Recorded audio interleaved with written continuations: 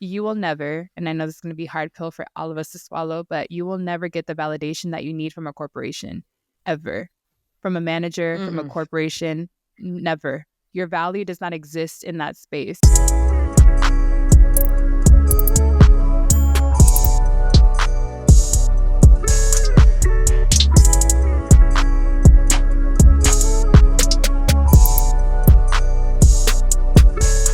What's going on, everybody? Welcome to Care to Elaborate podcast with Taylor and Travarus. We are back with another illustrious guest. Today, we're going to talk about personal branding. Before we get to our expert on personal branding, we're going to talk to my co-host, Taylor. How are you doing? You know, Travarus, I'm doing well, but I am so tired of it being cold outside. I cannot, for the life of me, it's like every time I go outside, I just get sad because why is it 20 degrees? So I'm looking forward to the spring, the summer, anything where it is above 60 degrees. I need to be there. Spring's on its way. It's closer than we think. I mean, the good thing about it is you're prepped for this. You in the DMV area, you already know that it's going to be cold around this time. There's no surprise at this point. It shouldn't be any surprise. Just because it's not a surprise does not mean that I want it to occur. But you know what also travels very well? No matter where you are, if you're in Alabama or if you're in DC or New York, your personal brand travels with you. It comes with you wherever you go, because if you put the work in and you're able to have people recognize you for a certain thing, you should be able to stand on that. And that leads me to our guest, Jasmine Garcia, the host of Hello Latina podcast and a friend of mine. And I want to give Jasmine an opportunity to introduce herself. So Jasmine, you have the floor. I'm Odalys Jasmine. Some people call me Jasmine. Some people call me Odalys, as long as you stay in my name. I have a platform called Hella Latino or Hella Latina. And that platform is really a space for Latinos, specifically daughters, sons of immigrants or immigrants themselves, to talk about that in-between life. So my platform is really about that first generation story, the in-between story, the from here and from there story. So that's a lot about what I do. The reason we wanted Jasmine on this platform is because not only is she working in the corporate space, also managing a whole brand on the side, but I think your first generation brand and what it means to you reigns so true, and your Latina heritage, you merge the two, and I think that you wear it without it being like too much, right? You can wear this within the corporate space, with outside of the corporate space. And I want to just ask you the first question around what inspired you to begin this process of building a platform and telling these stories from your perspective and wanting to have other people join in as well? It was just me being tired of not seeing myself represented. I didn't see it. I didn't see it enough.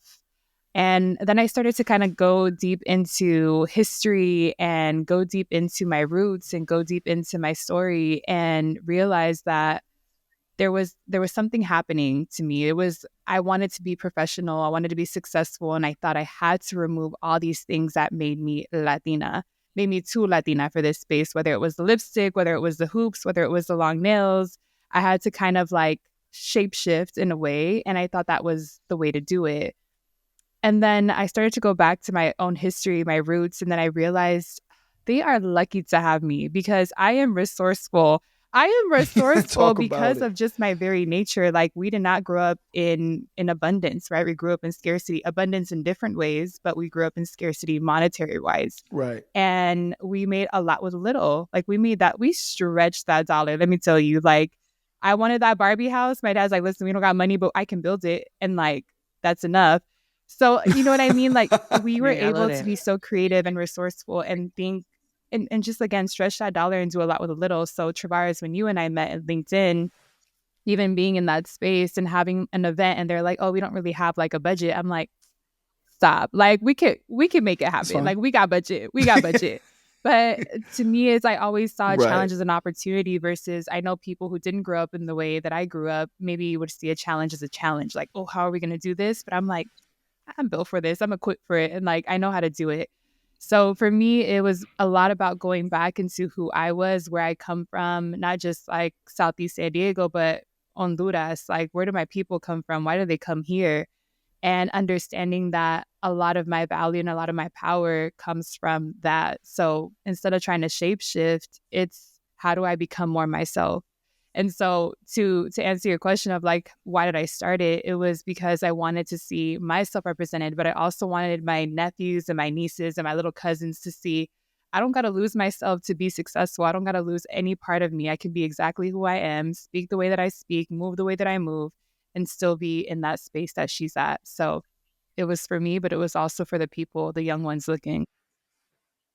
That's amazing, because something that I just thought about as you were answering that question so eloquently is, for you, it's not personal branding. For you, it's personal branding, right? Like you're personally branding yourself, standing 10 toes down in Yeah. who you are and allowing people to absorb you, as opposed to you coming into a space and having to Yeah. absorb them. And I think there's not a lot of people who have that ability to be yourself, and to be the red flower amongst all yellow ones, like to stand out and acknowledge you want to stand out. But something that I wanted to highlight also is the great work you do with storytelling on your platform. So can you talk a little bit about how you've come to emerge as a really great storyteller from the guests that you've had? I loved writing, and that's always been a thing. I've always loved writing. I've always loved poetry, reading. Something about words always captured me. What came over me, but that was like 16-year-old me, like, I'm just going to be a star. And then my brother was like, okay, like, please go to college. Like, you have the opportunity to go to college, go to college. And I'm like, okay, fine. And I went to college and I So that's where your yeah. poems come from. I see your poetry on Instagram.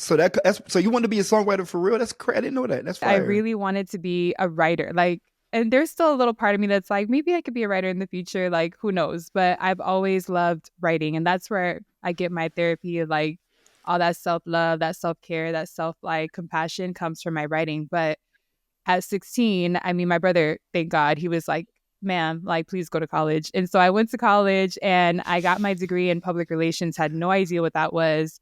And a lot of the things that they were emphasizing within public relations was the power of storytelling. Now, they were saying it in a way that was like the story that you tell about your company, your brand, your product, whatever you're working on. Curate that story and make it so that everyone wants to buy it, that journalists will pick up the story, etc. And I think that's what personal branding became a really curated version of who Taylor and Travarus is and Odalys is, and like put it out there and like really like manage this reputation that people see you as. But I wanted to challenge personal branding and make it so that you talk about who you are and like you live as who you are. Because the thing about Taylor, you and I were saying earlier, consistency, right? Consistency is the hardest part about having a platform, but it's easy to be consistent when you're just being you. You don't got to front. You don't got to pretend to be anybody else. You could just be you. So I think for me, I wanted to challenge this idea of personal branding and make it storytelling, because there's power in stories. Our brains love stories. They process even data through stories. And so when we talk about who you are and you live it and you live your truth and you're living in your truth and you're able to speak about what you're doing, I think it's about how you tell that story. And so that's what I focus on. It's not about the story that you're telling, it's about how you're saying it. What are you saying? Because your story evolves. We have many stories to tell, but what's the story? What's the fire that's burning within you? What's that story that you really want to tell the world, and why? And then how do you keep that consistent? And so for me, storytelling it's always been a part of me. It's always been a part of who I was. And being in PR, being in a professional space, there was a lot of talk around personal branding and brand yourself in this way and that way. And it felt so curated to me. It felt so like I don't know if I fit that box. Like, I don't know if I fit this box, or what if I don't want to go in that box? And what if I change my mind down the road? And I just kind of started going in a spiral of like, this doesn't feel like me. And a lot of it was like rigid, right? They wanted me to be, if I wanted to be a PR agency, like account manager, tell this story and tell that story. And I'm just like, can I do the opposite? Can I just tell my story and attract whatever is meant to come to me to come to me? And so I did that. And it's not always been perfect. Like, there's moments where I repel people. People are not vibing with my stuff, and that's cool. Like, I prefer it to be that way and like repel the people who don't vibe with me versus like trying to attract people that I don't even want in my space. And so I'm going in a tangent, but storytelling to me is important. No, It's this is important. It's good. the essence of everything that I do. And it's independent from any corporation or any like job title that I have. Like, it's who I am. So I want you to talk about that because I know you mentioned how in college they were teaching you, when you're doing PR, you're doing it Hmm. for the company. You want to make sure that the company looks good, that the product looks good. But you just talked about how you do branding, personal branding for yourself.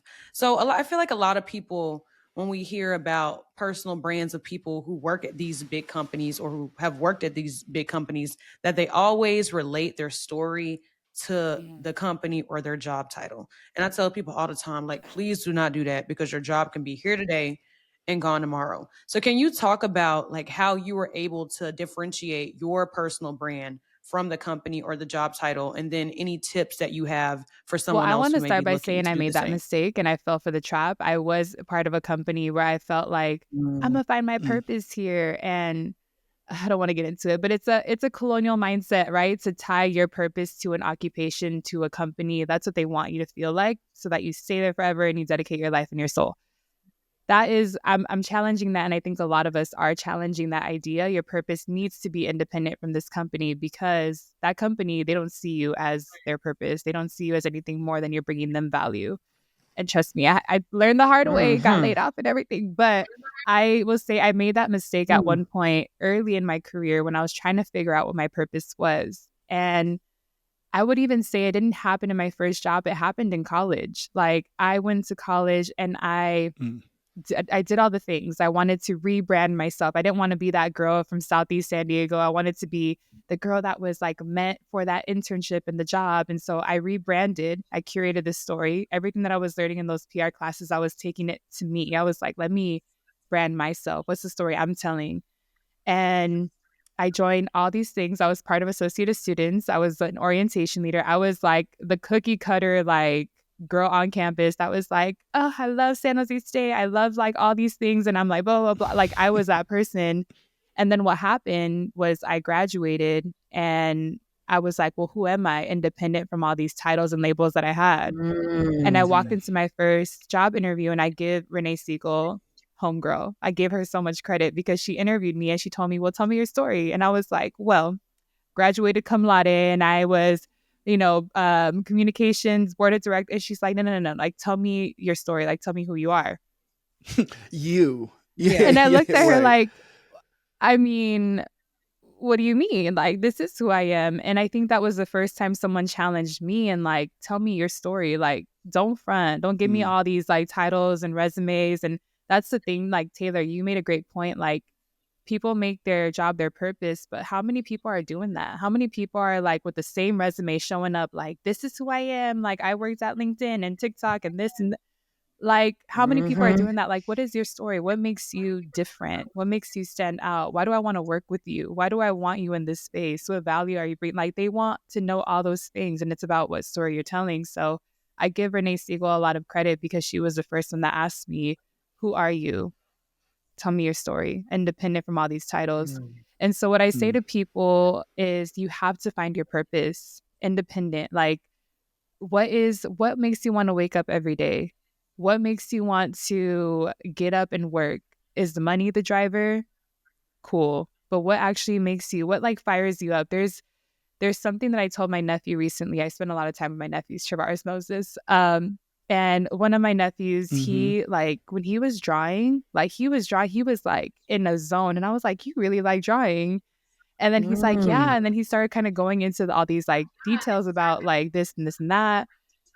And I'm like, that's what we need to go back to. Yep, That's got what we need to something. go back to is what makes Yep. us like, what is so effortless in us that just makes us poor and poor and poor. That's easy. That's seamless. That's not like, my God, like I'm stressed out for this and that. Not to say that life will be rainbows and butterflies, but it's worth those moments of you just in a zone and just like creating for the sake of creating, not because you need to make money, not because you need to pay rent, but like what makes you want to do Mm. the work that you do. So for me, it's people going back to their story. And when I say their story, I mean like, where do they come from? What goes, like, talk about your childhood. Like, what happened in your childhood? What was the moment you felt the most creative or safe or excited or fired up? Or go back to your roots, go back to country of origin, go back to your parents, your family, like, go back to the people that created this environment for you to be. And sometimes your purpose is rooted and buried in between those crevices of your story. The parts that you don't even think to go back to, like your story and your purpose is rooted in that. So I always encourage people to go back. And a quote that my dad, I'll end it here, but a quote that my dad always told me was, I'll say it in Spanish and I'll translate it. Si no sabes de dónde vienes, nunca sabrás a dónde vas, which means if you don't know where you come from, you'll never know where you're going. And so I encourage people to go back to the beginning and then go from there and find your purpose there. Snaps. Woo. Jasmine, that was a word. And that really, resonated with me personally, because I think my personal brand is rooted in what you talked about, like that deep story in between those cracks. Like me coming from the home of civil rights. I mean, that's why I'm all for inspiring the next generation of diverse talent. So I love how you were able to like connect that piece, because that was fire. I feel like people be asking me that question and my answer is just not as good. So 10 out of 10 for that. And I want to ask you a follow-up question as well. Hold on, And before you answer that question, go I ahead. wanted to make a through line between the both of you, because I think the thing that both of you do well is advocate for yourself via authenticity. And whether that's on a LinkedIn platform or whether that's in person, Jasmine, you speaking about you standing 10 toes down and working with people who are for you and not worried about the people who aren't. And Taylor, you're very much the same, in which we had an episode around code switching. We talked about, is code switching good or bad? We kind of related, we landed on like, nah, it's a superpower. If you're able to make it so that you can be yourself, but add little parts that are, little accessories in order to get where you need, it's great. But I think the thing that you both do as women of color, even though I hate that term, y'all are trailblazing new pathways for people to follow you through authenticity in a corporate space, which is not always easy to do. So I want to give y'all both your flowers around that. It's not. And thank you, Travarus, for that. First of all, thank you for giving us our flowers, because we don't like this term women of color, but women of color don't get enough flowers, especially from men of color. So thank you. We definitely appreciate that. But you made that point of authenticity. And Jasmine, I want to ask you this specifically, especially due to current times. I think, it can be hard to be authentic when you are working in a place where your personal values and goals and beliefs may contrast with what's going on, at your job or in the corporate environment. So, how can people ensure that they're able to keep like those core values, those core goals, even if, they may work at an institution or organization or something where the corporation just believes the complete opposite of what they believe? What a question. I think my answer It's a hard one. is always don't be in a place where it contradicts your values. So I was gonna say so the same I thing. I ain't start gonna there. lie. I'm like, That was I my wouldn't answer even too. put myself in a position to know that I'm just not going to support what they support. But I think, Well, let's yeah. rephrase this one part, because I think you can relate with this. As a first generation graduate, you might not have the opportunity to choose or have the abundance of choices to decide what corporation you work for. So let's just say that you are who you are today, but you work for a company that does not align with your personal goals and values, but the bills got to get paid. So how would you? Gotta get paid. Bills got to get paid. And I always say this, at the end of the day, we're in a capitalistic society, and there's things that we got to do. I think that's where your purpose is your power, because if you don't hold on to your purpose, then you'll succumb to this corporate environment and you'll become part of it, and you'll consistently try to chase your worth. And I want to start here. Like, you will never, and I know this is going to be a hard pill for all of us to swallow, but you will never get the validation that you need from a corporation, ever. From a manager, from a corporation, never. Your value does not exist in that space, and it shouldn't. Your value exists independent from that space. And so I think for those that are first generation going into the corporate space for the first time, they don't have the luxury of choice and they're just kind of working. Know that it can be a transactional experience, and that's okay. But it doesn't have to be your lived experience forever. And know that all of it is temporary and you have choice. This is a stepping stone for choice. And I think that, Right. and I love that the way that you rephrase that question, Travis, because I think that we forget that privilege is having choice. That is what privilege is. Yes. And That's a and we're word. all guilty of it. Like, I know I'm in a place of privilege because I do have choice, and people that are going in, especially right now, into the Mm-hmm. workforce, crazy economy, crazy times, and are just trying to make ends meet, know that it's okay to be in that experience, and then to also create on the side. Like, don't lose yourself just because you can't be like exactly where you want to be. For me, the podcast started in the same way. I was working in a space that I will say I was really happy in because I had a great boss, I had a great environment, but it didn't last long. There was a lot of toxicity that was happening at the same time. But it was COVID, I was paying bills, and I felt myself so unfulfilled in my role, in my job, my day to day. And that, I just kind of wanted to play. And I was like, what if I start a podcast talking about this experience of how do you find a career? How do you find this? And like, how do you navigate, again, that in between? And I just started to play and I created. And shout out to COVID times, not COVID times, for giving us access to time. Time is also privilege. Time gives us Yeah. space to create. So I was able to create that podcast from a place of like representation and passion. Like, I just want to tell our people's stories. And I started it, and it was happening at the same time that I was at that company. And there was a moment, and I was doing that for months, and there was a moment where someone in the company that I was working for was like, you're giving your podcast a little too much attention on LinkedIn. You should talk about our company. And I was Ooh, like, er? you know, Am I getting y'all not paying me to do that? right. No. And this is where I was at a crossroads is, do I follow this path? They want me to be gung ho about them, or do I follow this path that is really calling me, this path of like creating for my people, being rooted in community, where I really felt like I was living in my purpose. And I made a decision to leave that company. I'm saying that carefully because I left the company, and then I spent 8 months like, why did I leave that company? Because I had bills to pay, my savings were running out. And then I started applying, and applying was tough at one point during 2020. And then I landed on LinkedIn. In that space, that was the power of choice because I waited for 8 months, had the privilege to wait for 8 months for a role that felt like it was in alignment with my purpose. And what I meant by that, an alignment, not my purpose, an alignment, is I wanted to be in a space where I was serving Mm. people that were in my community, first gen, young kids, Black and brown, hopefully. Like, that's what I wanted to do.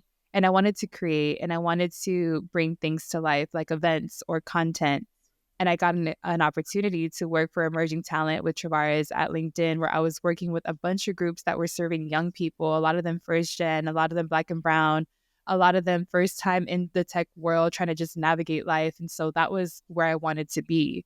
And so what I mean by it was in alignment with my purpose is I was really clear on what I wanted. And I had opportunities. Like, people were offering me jobs throughout those 8 months. And I was like, damn, that check sounds nice. Like, maybe I should do Nah. it, But then I was like, no, Yeah. I gotta stick to like where my heart is leading me. And all that to say is, if it weren't for my purpose being my North Star, if it weren't for like that brand of like, I just want to represent my people and be in community, I think I would have settled for anything else.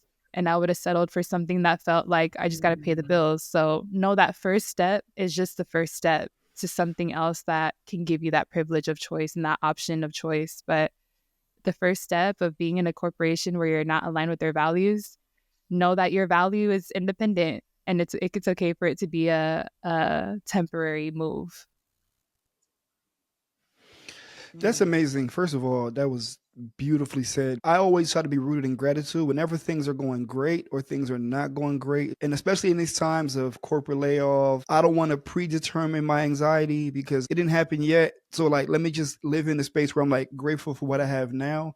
But I want to go back a bit to what you said, Jasmine, around the personal brand and not getting your validation from the corporation you work for.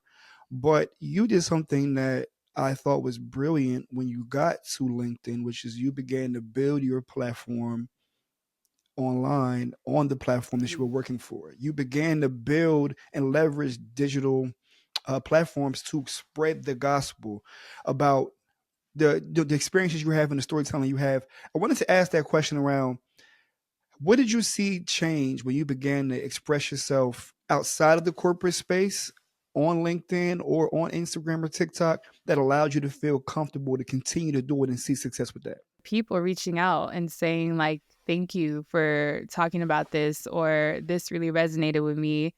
It to be like posting like really vulnerable things, because I mean I be a little vulnerable on LinkedIn. I'm like, I'm gonna tell y'all the tea, and it's hard. Like, you're putting your heart out there and you don't know how people will respond, and you got to remind yourself like, I'm not doing it for the people, I'm doing it for because I believe this is important. And that got me to push the button, but people kept me consistent, because people were reaching out and saying like, this really hit because I'm dealing with XYZ. And then that would become, oh, you should be on my podcast. And then we had a podcast episode, and like, like it created community, and community that I've never really felt online before. Like, people say, we got community online. I was just like, is that real? Like, you don't even know that person.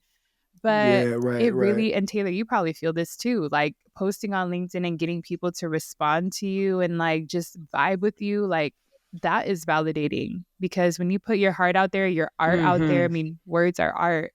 You put it out there and people are receiving that, and people are sharing that and vibing with that. Like, it's just a different level of validation that I didn't even know I needed. And for it to be like on both ends, like I'm validating myself by pushing that button and just like, okay, we're going to see what happens. Whether it gets 5 likes or 50 or 500, like I put it out there, it's out there. But then people coming through and saying like, how can I start sharing my personal brand? How can I, be on a podcast or start my own podcast? How can I tell my story? Like, that is the part that's validating. And that's what I saw change, is community started to be built as the more I started to post about it. And then I saw people posting their stuff, and that was the move. I was like, yes, like, and then you create this like chain reaction of Yeah. people just being real in a world where everything's curated and face tuned and all the things. Like, we want real people. We want it. Like, we want real. And so I think that was the part that changed for me, is seeing how much people were just owning who they were in all their colors.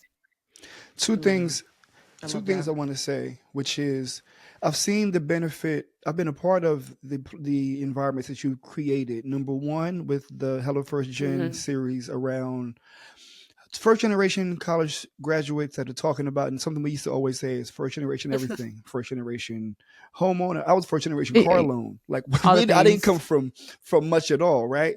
But I've experienced that space, but also getting a chance to come to your birthday party in New York. I got a chance to see the 3.0 version of you have ideas and you want to build community in person, and then you begin to be vulnerable online and you build a community online, and then that spawns into people meeting again in person. So like I began to see, and this was on the other side of the country in in New York City, which you are Yeah. not from, and I began to be like, nah, like this, what you're building is powerful, because you, number one, you be Yeah. traveling, you be all over the world, like for sure. If you ever see her Instagram, you're just gonna see clouds, just like, all right, she's traveling I again. love that. Yes.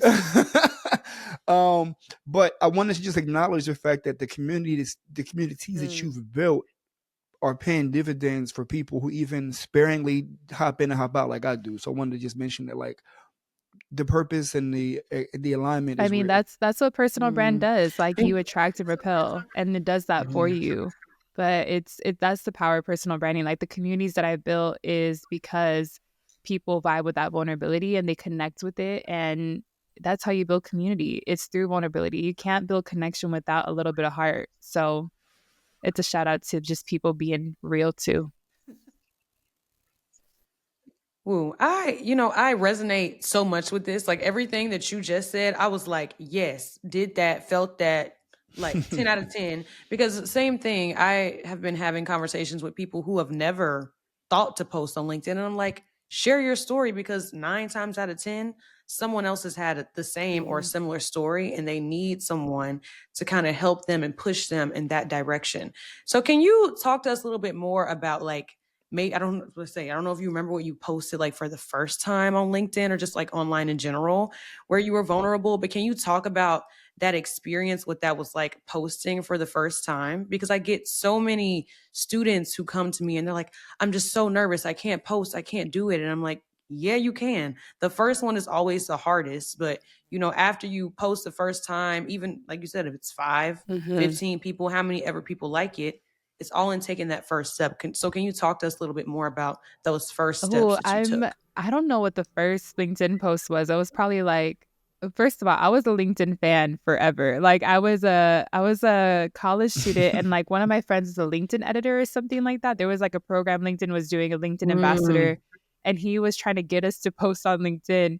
And I was like, okay, I'll post. And it was just random. But I will say the first post that I posted that I was like, oh, people really like vibe with this. It was like the first one that kind of popped off a little bit. And it was, I think it was me talking about the school that I came from. I don't remember exactly what it was, but I remember talking about the school. I went to a K through 8 in Southeast San Diego, which at the time I didn't know was the hood. It was just life. It was just my little hood.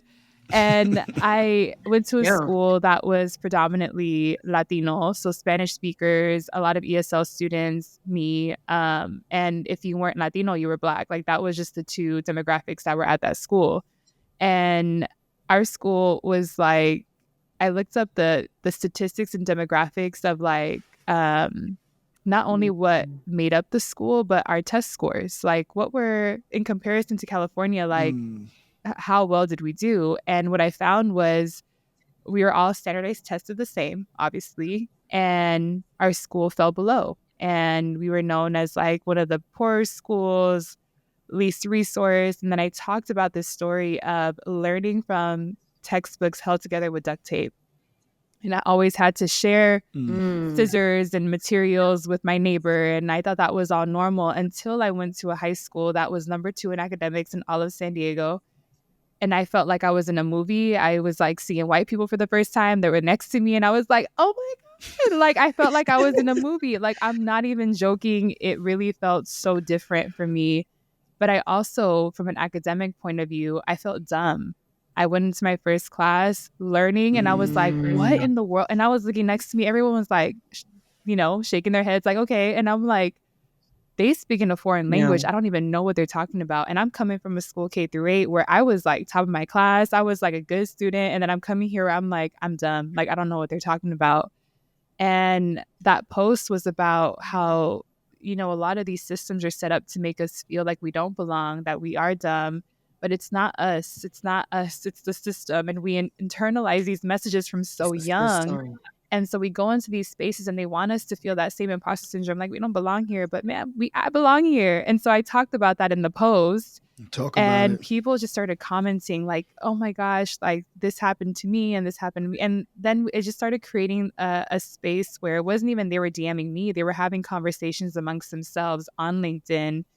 And to see like even people bonding, creating connection through this really vulnerable story, that was my moment of like, I know I'm not the only one dealing with this. And I know that people are Yeah. craving a space where they can be exactly who they are. They can talk about where they come from. And we can dismantle this idea of imposter syndrome. I'm so tired of that word. I'm like, can we throw it away? Like, we belong here. I'll Like, get we've down been with it. belonging here. And do. So I think that was the first post. And it Yes. was that along. I think I posted another one around my name, Odalys Jasmine, and how Odalys was back to owning my Mm, identity because I stopped using Odalys because people didn't know how to pronounce it. And so in school, like it was like kindergarten, first grade, people did not know how to pronounce Odalys. They would call me Odalys. And I'm like, I don't know who they're talking to. So I would just ignore them. It's not No, Odalys. girl, like what? Oh, So Dallas. I dropped that name, or my family decided to, because it was easier for the teachers and it was easier for the people around me to mm, acknowledge me, to pronounce my name. And me reclaiming that in 2020 of like, I'm putting my name back on LinkedIn. Odalys is now part of me. It's like part of everything that I do. It was part of me reclaiming my identity and reclaiming a part of me that I had left because I wanted to fit in and I wanted people to feel comfortable. But I'm like, listen, I got options. Call me Odalys, call me Jasmine. And if you're gonna call me Odalys, don't be saying Odalys or Odalys. Like, call me Odalys. And if you can't say it like that, you call me Jasmine. Like, it's cool. So, those are the first 2 posts that I remember feeling like this is so vulnerable of me to post, but it created a sense of community and a sense of camaraderie online. So I kept going. So our platform is primarily for folks who work in corporate spaces but identify as either Gen Z or millennials, right? As someone, I would imagine that your umbrella of a brand captures both. But I wanted to ask you a question. Have you seen any differences in those who engage with your podcast? That is there any difference between Gen Z listeners and millennial listeners, and have you heard any differences in that It's so regard? funny because speaking of being a bridge, first gen, I'm also a zillennial. Like I'm like the last of the millennials, and then I'm like going into.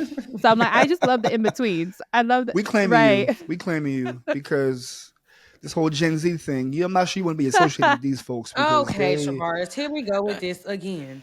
just want to be Don't fight. associated with I them. think that the difference is Gen Z got this authenticity game on lock.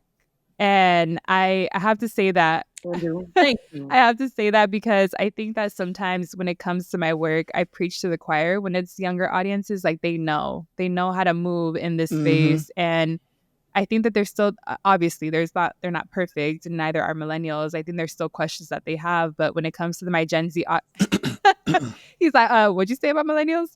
Um, but I will say millennials are still unlearning these systematic ideas of corporate A space lot. and imposter syndrome and being authentic in this really weird space that is corporate. So I think that millennials, while they're unlearning this idea of and challenging a lot of these ideas, right, of like how to be professional and how to walk into a space exactly who you are, Gen Z are doing that in power. Like they're doing it Out out the the gate. gate. And I Yeah. do think that Gen Z has an advantage because they grew up with these platforms that they have so much access to information, and I think that they want an individuality so bad. And for millennials, we grew up in a state of be in like unison, and you got to like fit in, fit the molds. And I think that there's things that we can learn from each other. And sometimes I feel caught in between because I'm like, I mean, I grew up in a digital age, so I feel like I crave individuality as well. But I also feel like very millennial, but maybe it's my culture too. That's very much like just keep your head down and keep it going. You know what I mean? So I think there's differences. That's the origin of our Hmm. pod. Whereas Taylor is a Gen Zer with a lot more wisdom, and I'm more of a millennial. There's not too many me's in the corporate spaces when they say how they feel, disrupt the He meeting said with he questions. original. Mm. Yeah, I'm not playing those games. So I lean more in terms of preaching to the choir. I feel Yeah. that because when I talk to people from Gen Z, they're like, "Yeah, we do that already." I'm like, "Bet." Now let me tell you how to dress it up and how to make it. You know, what I mean, put a Hmm. foundation under it. Hmm. And Taylor is leading the charge of having this really dope platform, being able to speak your mind, but also put it in the corporate space where it's not going to ruffle feathers. Yeah. So yeah, we in the same boat. And it's a hard to Uh, find that balance because some days I be wanting to say certain oh, things and I'm like, ooh, child, you I know, don't, I don't know if they ready for me let me to. tell you, I Ooh, feel like so I work at TikTok now and I have a global team. I'm the only one based in America on my whole team. And it's funny ooh, because this wow. idea of imposter syndrome feels so West. Like I being in this space now, I'm like, I don't got imposter syndrome. Like they really Ooh, trust me to represent the Americas. Like it's crazy. It's That's crazy. what's period. up. And being in That's that what's up. space is so funny because I go in there and they're all very much in the same idea of work is work, but don't suffer. Like work does not have to be life. And I will never forget my former Brazilian manager. He told me, he's like, listen, there's things that we won't agree with in this corporate space, but not every battle is worth fighting. And as someone who's a fighter, I've had Mm. to learn to not fight every battle. And I mean, Travaris, you saw me at Me LinkedIn. too. There was times I wanted to stand up and be like, no, Ooh, that's not how we do things. But but Yeah, yeah, but and it's it's just not not worth worth it. it. And now I look and you know, people have been mm-mm. asking me a lot about like, how do you feel with everything going on with TikTok? And I can't talk about it, but what I do say is I'm gonna be fine. Like whatever happens, I'm gonna be okay because my purpose is bigger. The purpose is bigger. Like Yep. it's not tied to TikTok. And so it's interesting sometimes to be in a corporate space because I think that our natural instinct is to protect, to fight for. And I think sometimes in this corporate space, it's knowing that some battles are just not worth fighting. And they don't deserve that. They don't deserve all the goodness that you bring. Sometimes you just walk in, do your work, and walk out, and that's cool. And go home. Ooh, I wish we had some. Travarus, you're gonna have to insert some hand clap music here I or some know. I know. snaps. Because Jasmine, that was hit it right on the head. And that's one thing that I've really, really had to learn, especially as a Gen Z, is that I cannot fight every battle. Maybe it's like the social justice warrior in me, like I don't know. But I be wanting to stand up. Like you said, to be like, no. And it's been so hard to be like, child, this is a corporation of 30,000, how many ever thousand people? Like, you cannot fight these battles. So And I sometimes appreciate that. people are dumb. That's just that like it's not Okay. worth. It's like, Woo. oh, you wanted No them. cultural Bet. no common sense, That no part. nothing. Just And that's vibes. the thing is sometimes I feel Ooh. like, we have a chip on our shoulder. They look at us a certain way and it's almost like they want us to react or they want to see what we're going to do. And then I'm like, I'm not going to give you that. Like, I'm just going to be like smiling and just, okay, Nope. moving on. And that is power. And that, right. But then like Travarus, what you said is it shows you that other person's character. And it's just like, you take notes and you're like, okay, now I know I can't really fuck with you. And that's cool. Like, I'm gonna just keep it moving. Or now I know like that's not a safe space for me and I'll keep it moving. Like, if anything, it gives you honest direction. So just got to take it. Yeah, like in a basketball context, I always have to make an analogy. Like if there's two people going, one person has the ball, another person does not have the ball, they're playing defense. If you're so eager to get me as I go up to try to block my shot, all I have to do is head fake, and you're gonna fly right by. Yeah. All I have to do is just give you a little motion where you want to react so bad to my natural motion. And as soon as I give you a little head fake, you fly right by. And as they fly by, you look at them like, look at you. So thirsty. So thirsty. And that's what happens Not so all thirsty. the time in terms of trying to solicit a reaction. You give them a little something for them to react to. They want you to return that. Nah. You just made an ass out of yourself. Yeah. Thank you for that. I appreciate you. Okay. Shows your true colors. And they always will. And that prompts a question for me, Jasmine. Has anyone at work ever like tried to clock you about your personal brand or like what you post about?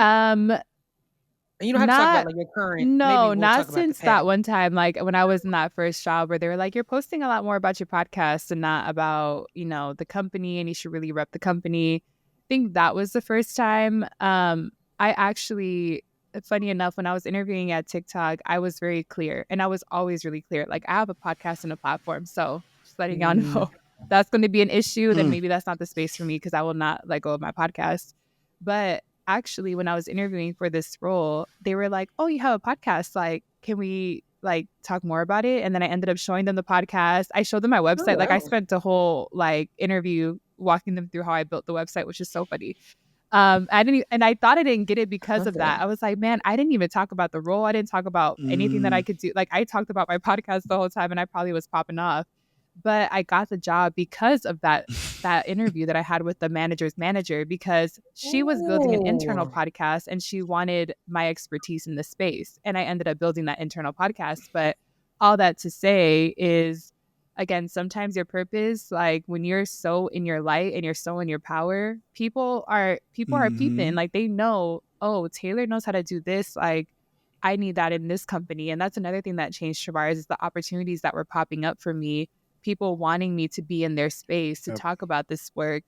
That was the difference. Like people crave real, and I think that they want to spread the real. Yeah. They want to like have more people talk about the real stuff. Like people are just not talking about it, and more people are. And I think that's where Gen Z, like we can learn from them, is they be on TikTok posting. Okay, they be like they just like, okay, hey, like no makeup and just walking around town. And I'm like, I need that energy. But I think that, that was the only time I had that moment happen. But shout out to the interview with TikTok because they liked that I had a podcast and they liked that I have a voice. And to this day, I keep it real. I don't talk negatively about the place of work that I am at, or I don't speak about it in any type of way that feels like detrimental to them. If anything, I'm like, what I do is totally different than what I do at TikTok.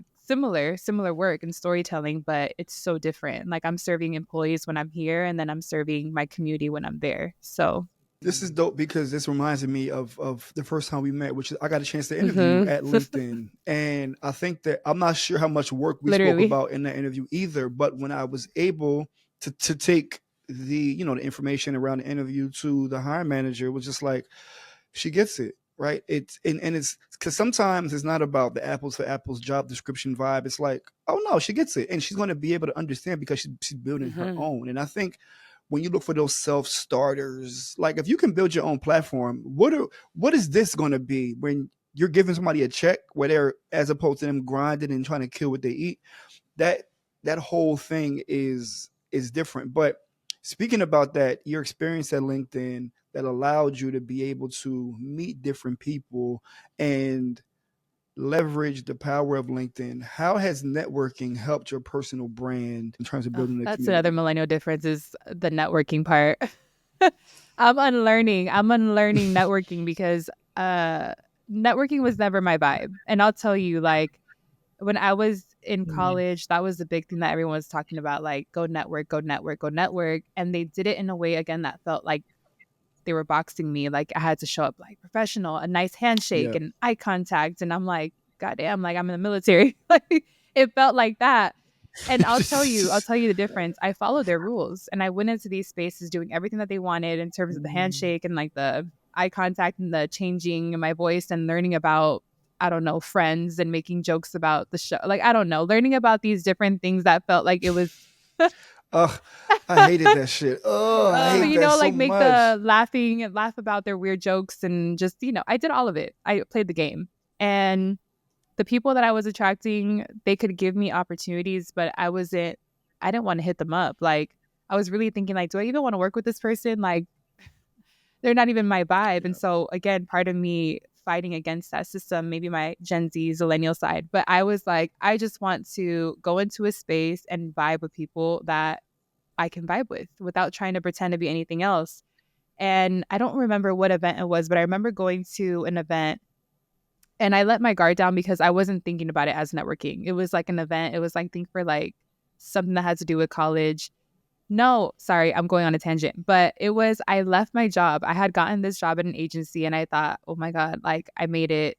I wasn't happy. Long story short, I left and was taking the train down from San Francisco down to San Jose. And while I was on my way, a friend was like, hey, there's an event happening, a networking event happening in Redwood City. You should stop by. And Redwood City, Taylor, for context, it's on the way down from San Francisco to San Jose. So I'm Mm. like, I could just take the train stop and like go out to Redwood City and do this event, whatever. But I had already left a job. I was in a vulnerable place. I didn't know where I was going to live or like be or get my next meal. So I was like, I'm going to just go to this event and just vibe. And so I went to the event and I just was talking to people randomly, saying hi, talking about myself. And then there's one woman, we started talking and she's like, how's the new job? And I was like, oh, I actually just left because it's not my vibe. And then I just started talking about how I left and what I want. And I'm like, I really want something that's going to challenge me and inspire me and blah, blah, blah. And I just started kind of going off. And she's like, hey, well, I'm hiring for a marketing role and you should apply. And that was the first woman that asked me, what's your Mm. story? She ended up interviewing me and hiring me. So networking Mm, has been a big part of my life, but I don't even want to talk about networking. It's the relationship building. Like relationships have been at the center of my podcast, the center of my career. Every opportunity, job opportunity, everything I've gotten has been through somebody I knew, someone that was on the inside advocating for me, someone that opened up those doors like LinkedIn. Travarus, I wasn't even going to get that LinkedIn interview. Like I got rejected. And one of my friends internally was like, oh, hell no. Like, let me talk to Nat. Let me talk to the manager and let me tell her, like, you need yeah. to interview this girl. So she was on the inside, sent this long message, and then I got the interview. Same thing happened at TikTok.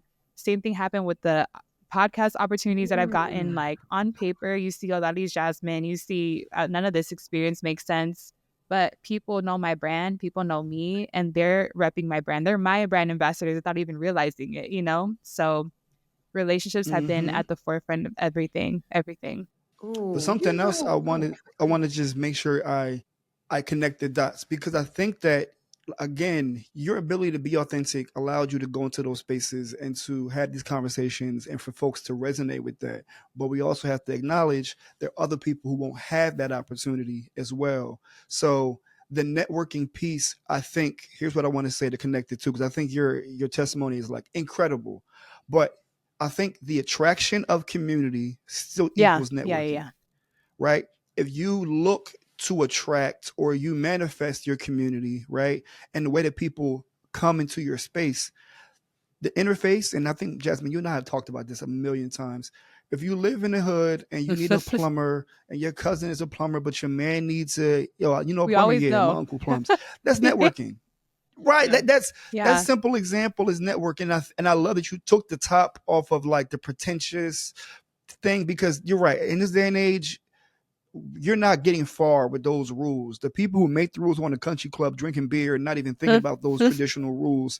But to make it more palatable for the audience, if you are in a space where you are not finding your community, if you begin to manifest and attract that community, the people who you interface with, it's still networking in its context. It just doesn't have to look like this real stuffy white And collar what I'll experience that add we're to used that to. is, the handshake, the eye contact, what they were really trying to tell me, or what they were really trying to say about networking is you have to show up confidently. And the thing about showing up confidently Mm, is if you know yourself, you don't have to be like super ultra confident. We all got insecurities, some more than others, but I think that if you right. know who you are, you know what you bring to the table, you know what your purpose is, you know why you're doing what you're doing, you can show up in a space exactly as you are and in confidence because you're not pretending to be anybody Yeah. else but you. And again, speaking to consistency, if you can be consistent because you're not being anybody else, like I'm able to show up as myself, Travarus, in every space because it's me. Like Yeah. this is who you're getting, and there's no one else that I would rather be than me. But when you are going into these spaces where you're traditionally not invited to, you're challenging that space Mm, just by being there. You alone are revolutionary for yeah. being in that space. So yeah, it's hard for us sometimes because we're challenging this battle of like not how I see myself, but how you are seeing me. And You that's see the me. challenge that I Yeah. think Mm. we fight. And Yeah. so we try to like fit, the vibe and like shake the hand and do this and do that. But let's call it out. Like you're different. You're different for being in this space. And so that's like, let's the elephant's out the room. Now you could just show up as you. And I think, Yeah. Travaris, to give you your flowers, you do this eloquently. Like I saw you at LinkedIn, the way that you move, He like does. you're just able to be 110 and 120% yourself, and people respect you. And they know, like, you're a black man. You're a black man, Thank you. 6 foot tall. I don't even know how tall you are. You're like 7 feet, but you walk. 6'3". 6'3". No, he said he He's better. like Baby, come six on three, with it. but you are showing up in a space, and you alone are 6'3". revolutionary for that. And being able to walk into a space, call attention, and still be like, let's talk business and let me tell you about what we're going to do next. Like people respect you. And I saw how much people respected you. And so I think it's I about a appreciate different that. challenge that we fight. It's about how people see us. And that's what makes us a little less confident. That's what makes us like think a little bit more. But I think it's about show up confidently, know that you are different. And that's a fact. And that's a value. And that's your Shoot, value. Like, period. very That is much your so. value. And that's the first thing that I noticed about Travaris, period. I tell him this all the time. We used to be in the team meetings and Travaris would be Yeah. like, actually. And I used to be like, Yeah. oh, I'm like, wait a minute. I'm like, who this black man just telling the facts? And he would always do it in a way that was so eloquent, but it was like clocking that T, but like Mm. eloquently. And I was like, who is this person? How is he doing this? And Travaris, you've inspired me a lot to do the same because before I saw you and some of our other team members do that, I never would have tried to clock the T in a way that was like, professional, but allowed me to Mm-hmm. be authentic. Because it's, So it's yeah, shout out to hypocrisy right you. in front of your face. Don't piss on me and tell me it's Okay. rain, bro. It's They- piss. Now, what we Yeah. going to do about that? The honesty be there all the time. Never seen And nothing listen, like I it. I love mean, it. we got to compare 10 the out of 10. corporate streets to the hood because it be ghetto in there too. Okay. And What? the thing Talk is about it. that Talk LinkedIn, about it. a lot of the people at LinkedIn taught me how to move in these corporate spaces too. Like I be watching too. I be watching how people move because yeah, this shit is for the birds. Like this shit is rigged. This shit is like ghetto. And the way And one thing that you've Really done from the very beginning is be perceptive and understand.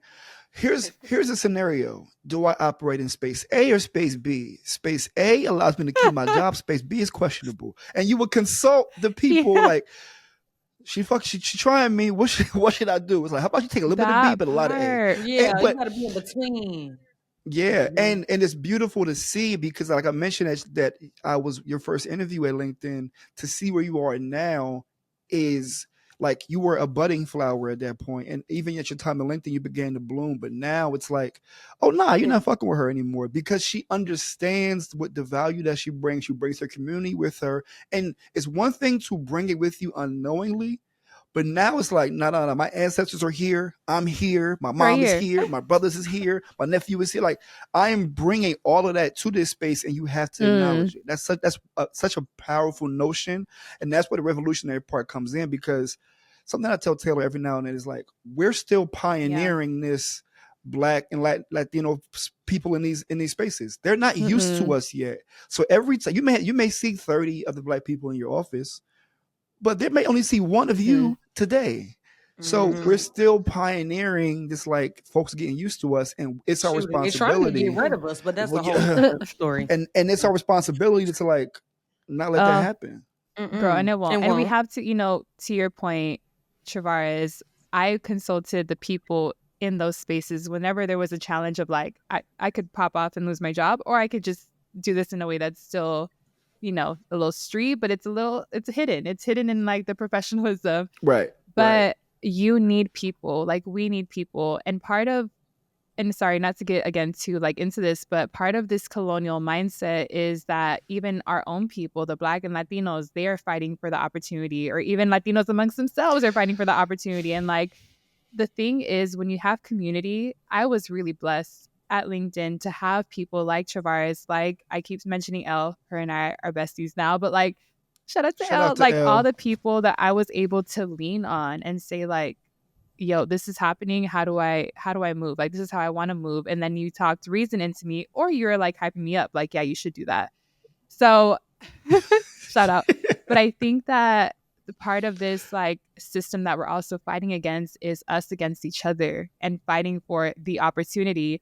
So I Yeah, really want what I manifest for all of our people is to unlearn this like there's only one opportunity and we're like fighting for a piece of cake scarcity mindset scarcity. and know that we are Yeah, we are abundant, hence we can be abundant in this space, but we got to do it in community. Like we got to be grounded and locked in with each other, and not to say to trust every single person that is Latino and Black and brown and Arab and all the things, right? But trust the people that got you and be a good human. Like just be a decent person and lean into your people. Like we belong here, and it's up to us too to open up that space because they're not gonna do it.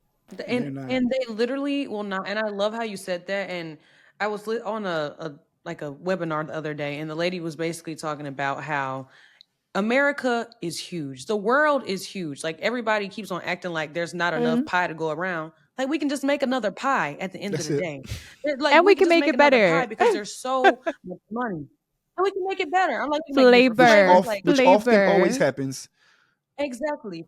I'm like, there's so many opportunities, there's so much money that there is enough for Yes, everyone. And my friends and I talk about this all the time, how everybody's like, this is my competition, this is my competition. If we would just all band together, they say if you want to go fast, go alone. If you want to go far, go together. that And part we really have to lock into that mindset, especially See, in this time, that's right that today, now, we. right right now. now. We And need I to think this lock is in an together. opportunity. Like, We need to lock there's in a lot of together. stuff happening in our worlds, but I'm happy the truth is out and the truth is in our face, so blatantly in our faces that we can't ignore it because now Mm. we got truth and now what we're going to do with it. Whew. And I think that this is the time you lean into community, Yes. lean into your people because they don't want us to band together because they know we outnumber them. And so if we realize No. that we all share the same Mhm. oppressor, imagine how we can go into these spaces and move and shake and like rebuild. Because let me tell you something, the system is built to do exactly what it's doing. There's no changing this system. What it's It's doing. Yes. about building a new one. And that's where I think we have an opportunity to build a new one. Mm. And I'm excited for that. I don't know. There's a part of me that's hopeful. And the proverbial we, I'm in the room with both of you because you need leaders to follow. And two things that both of you have done are created communities that people trust. So in times of peril, people are looking to a leader to decide, damn, what does Jasmine think? What does Taylor think? And it's crazy to think of yourselves in that way, but in times of uncertainty, people will begin to look at your platforms and ask questions around, or this platform to ask questions around, shit, what would they do? You know what I mean? Because the reality of it is, if you can want to be saved all you want, but everybody doesn't have the tools to save themselves. They need people to lead the charge. Who's going to go over the hill first and say how many other And people it's on that side okay. and be willing to take the darts Yes. to say so? You know, I had a Yeah, conversation recently yeah, on my podcast with this Haitian queen, and she was talking about a moment where she was listening to this motivational speaker talking about, we got to be alphas and we got to like, blah. And then she's like, question, what's wrong with betas? And mm, it was a moment though, because I think that we all want to be the alphas and we all want to be the leaders and we all want to right. be the people that are like getting the credit. And I'm like, listen, I don't care about the credit. I don't care to be the leader. I don't care to have that title. But I think, Travarus, what you're saying is that there's people that are the voices and there's people that want to follow. Yeah, Not to say that just because we have a voice, Taylor and I, that we don't follow someone else that does. Like we're all kind of in right. this ripple effect. And I want to give an example of a revolutionary moment in history that people know about. Cesar Chavez, everyone knows about him, how he led the farm worker movement. Actually, the person. Nope. Don't assume. Because from a West Coast perspective, everyone knows. From an East Coast perspective, we didn't Oh, learn about him Yeah, in we didn't. secondary school.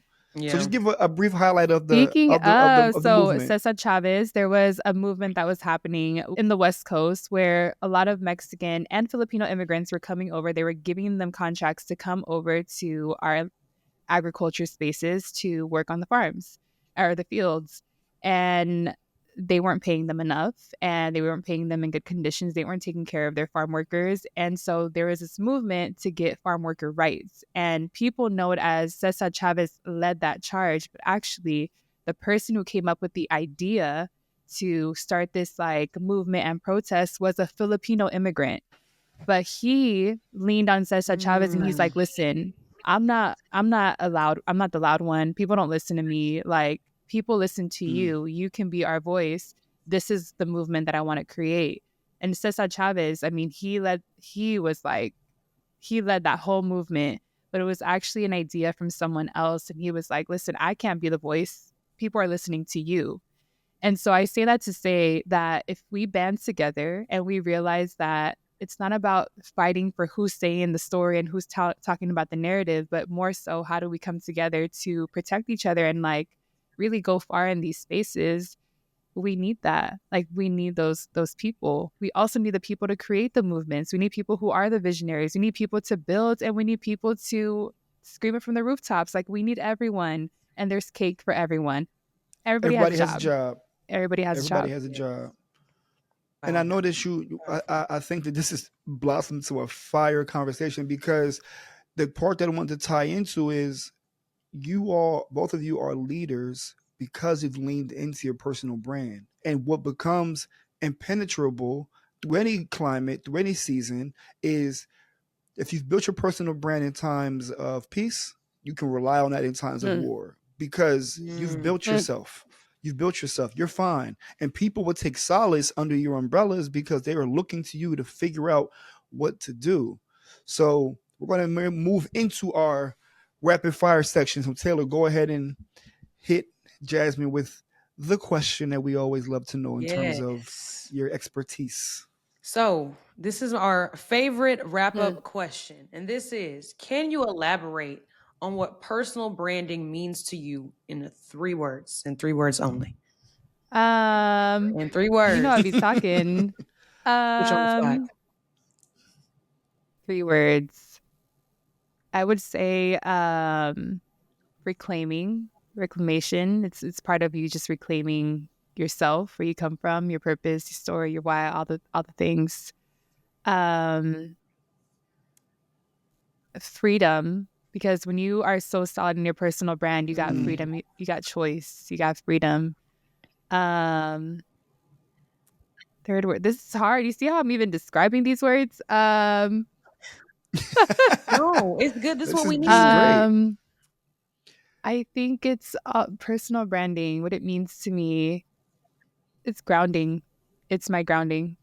When shit gets heavy, when shit gets confusing, I go back to who am I? And it brings me grounding.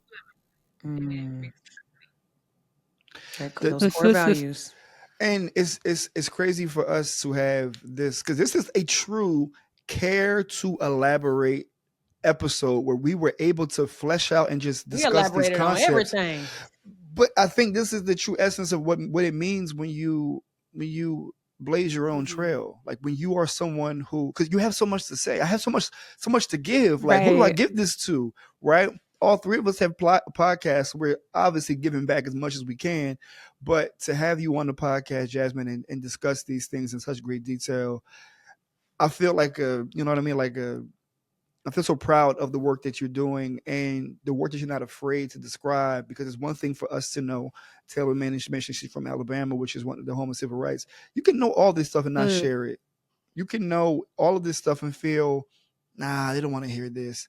But it's such a blessing when you feel like, what they're going to do to me. I'm talking about history, things that already exist. Okay, I'm talking about my personal experience. What for y'all you, say? for you biased, right? And talk about it. I wanna tell you. And I just wanted to make sure this last story. I'm ahead. sorry, speaking of elaborating, but I want to tell you this last story. I was in New York recently, and I've been talking to all my Uber drivers. My friends hate it. They're like, "Oh my god, here she goes again." But I'm like, it's a podcast right now. But I started talking to my Uber driver or taxi driver who is from Senegal, and he had moved here 30 years ago to work, build a life, the immigrant life. And we started talking about all the things. We started talking about how a lot of the West wants our lands, Latin America and Africa, but they don't want the people in the lands. They just want our lands and resources. And we were talking about everything. Like when I tell you that was like the most mind expanding conversation. And he ended it with this as he was dropping me off. He said, listen, but the oppressor owns the most important resource that we don't have our hands on yet. And I said, what is that? And he's like, the narrative.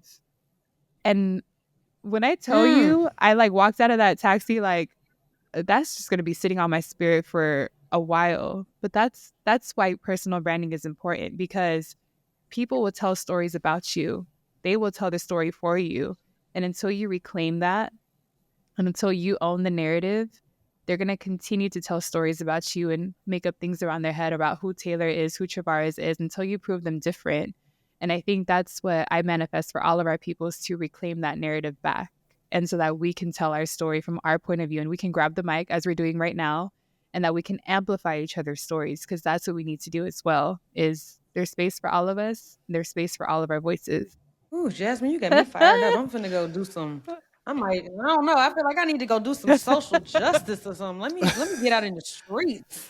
And the thing that relates to this, and this is the last thing I'll say, and I want you to give your socials, is, yeah, they say to the victor goes the spoils, but also the pen is mightier than the sword, right? The pen, and who narrates this who writes about the history is the person who gets the credit. And that perspective, if it's preserved the right way, will live on beyond what the truth was.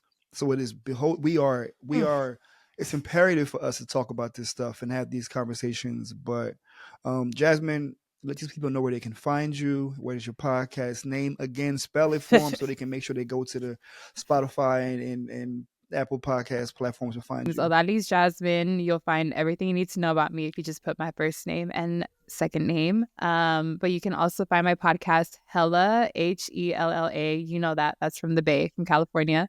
Hella Latino, and it's Latin, and then there's an @. And you can find that on all major platforms, not on YouTube though, but all audio platforms it is available. So find me, vibe with me. LinkedIn, I'm popping on there, so hit me up on LinkedIn. Ooh, this has just been an amazing conversation. I mean, truly, Jasmine, I think this might have been my favorite episode. No shade, no tea to the no shade, no tea to the other ones. But this was absolutely fantastic. And like I said, I feel, especially right now, just really inspired, because we living in hard times. I'm like, y'all talking about history and rewriting it. child, they are erasing everything right now and trying to rewrite it in permanent marker, and I'm not But we having it. still here. Like they lost. So They lost I'm already. all If they for were good we at what they still were here. trying to do, like we Yeah, wouldn't be here. no. But we here. So we have an opportunity. Like we're here and we will continue to be here and continue to make our voices heard. So thank you for sharing your story because I'm inspired, y'all. Look, I'm finna go march outside or something. I don't know. Look, man, this season is full of heat. Like, we're gonna be able to elaborate a whole lot more after this season with amazing guests like Jasmine. But thank you all for being with us today. Can't wait for you to hear this conversation and digest it and react to it. But with that being said, we'll see you next time.